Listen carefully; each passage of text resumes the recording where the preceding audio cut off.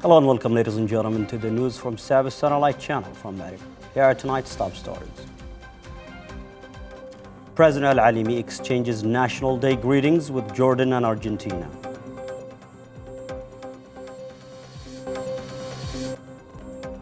Prime Minister Az-Zandani returns to Aden after Yemen-Egypt strategic talks.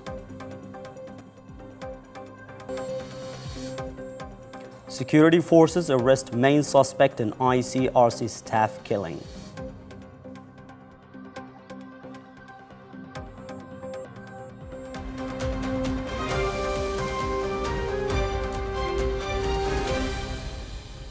Welcome back.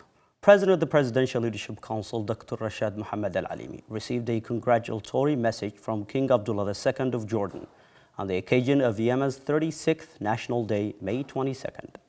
The Jordanian monarch conveyed his warm congratulations and sincere wishes for the president's continued health and for the Yemeni people to achieve further progress and stability.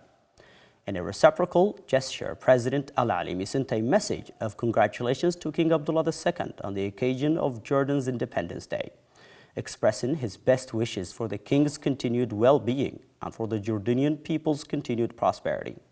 He also praised Jordan's support for Yemen and its aspirations for security, stability, peace, and development. Meanwhile, President Al-Alimi sent a similar message to Argentine President Javier Milei on the occasion of Argentina's National Day, wishing the Argentine people further progress and prosperity and expressing hope for stronger bilateral relations and expanded cooperation between the two countries. Prime Minister and Minister of Foreign Affairs and Expatriates, Sheikh Az-Zandani, has returned to the temporary capital Aden following the short official visit to Egypt that featured high-level talks on bilateral cooperation and regional security. During the visit, Az-Zandani participated in the 9th session of the Yemen-Egypt Strategic Dialogue, co-chaired with Egyptian Foreign Minister Badr Abdul Ati. Discussions focused on strengthening cooperation across various sectors, preparations for the Joint Higher Committee, Red Sea security, freedom of navigation, and shared regional challenges. As part of the visit, Az-Zandani met with Egyptian Prime Minister Mustafa Madbouli, where the two sides reviewed historic bilateral ties, prospects for expanding economic and investment cooperation, and support for Yemen's state institutions. The talks also addressed security in the Red Sea and Gulf of Aden and the threats posed by the Houthi militia to international navigation and regional stability. Upon his return, Az-Zandani described the Cairo meetings as constructive, highlighting the shared commitment of both countries to protecting maritime security and advancing strategic cooperation. The Ministry of Foreign Affairs and Expatriates strongly condemned the practices and violations committed by extremist minister in Israel Occupation Authority, Itamar Ben-Gvir, against participants in the humanitarian flotilla bound for Gaza, while they were detained by Israeli occupation forces. In a statement, the ministry said these practices constitute a flagrant violation of international humanitarian law and human rights. It added that the violations reflect what it described as inciting and racist approach pursued by the occupation authorities against the Palestinian people and those standing in solidarity with them.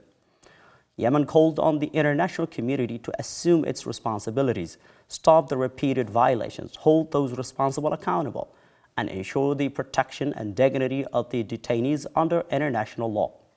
The ministry also renewed Yemen's firm support for the Palestinian people's legitimate struggle and their right to end the occupation and establish an independent, fully sovereign state with East Jerusalem as its capital.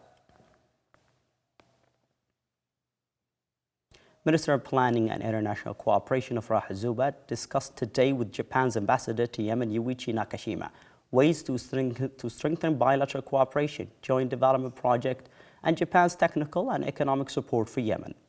The meeting, held via video conference, reviewed proposed development initiatives for the coming period.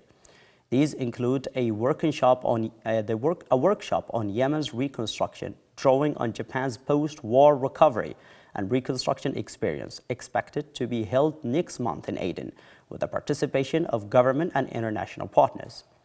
SABA stressed the importance of Yemen-Japan relations and praised Japan's continued support for the Yemeni people in humanitarian and development fields, especially health, education, water, and agriculture.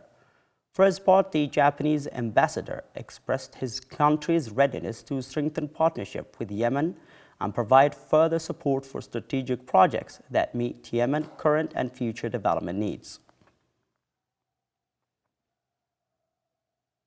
The embassy of the Republic of Yemen in Indonesia celebrated the 36th National Day of the Republic of Yemen, May 22nd, with the participation of members of the Yemeni community, business leaders, academics, social figures, and students.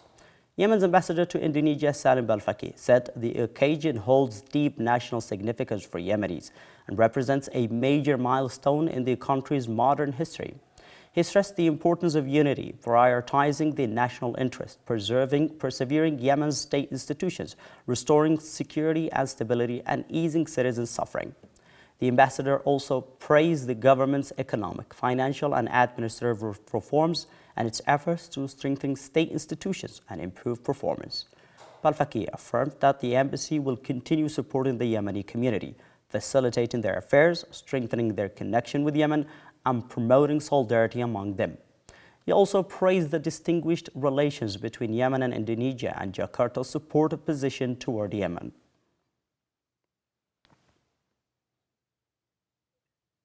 The Joint Security and Military Campaign in Ashamayati district announced today the arrest of the main suspect in the killing of Lebanese ICRC staff member Hanna Lahoud. Lahoud was killed in a Dabab area of Taiz Governorate in April 2018. In a statement received by the Yemeni news agency SABA, the campaign said security forces arrested the suspect, identified by initials, adding that he is also accused of involvement in other terrorist crimes. The statement said the arrest comes as part of continued security efforts in Ashamayati, which previously led to the arrest of the direct perpetrator in the killing of the World Food Programme official Muayyad Hamidi and Jordanian national, along with others involved in that crime. The campaign said it also held arrested terrorist elements accused of assassinations, bombings, and attacks in Taiz, Aden, Lahj, and Abyam between 2008 and 2025. That was the news bulletin from SABA Satellite Channel. Thank you for watching and have a good time.